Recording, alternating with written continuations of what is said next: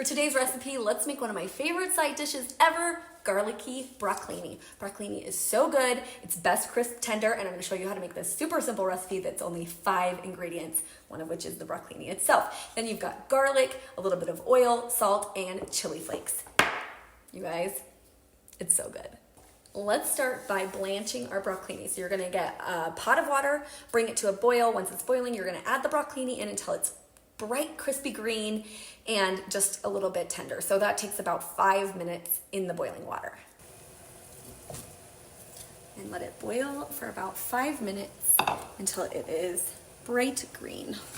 Now that it's been boiling for 5 minutes and we have this beautiful dark green color, we are going to drain this and start the next step.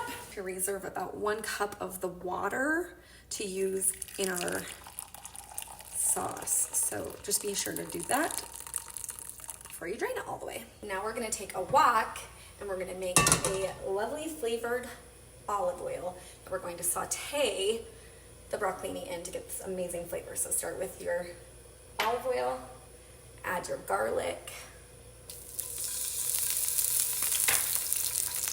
some salt, and your chili flakes.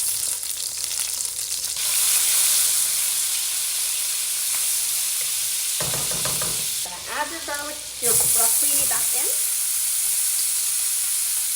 and toss it all in there and just let it saute for about 1 minute.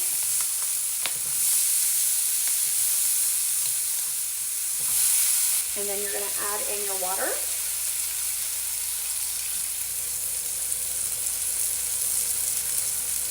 And put a lid on for 2 minutes.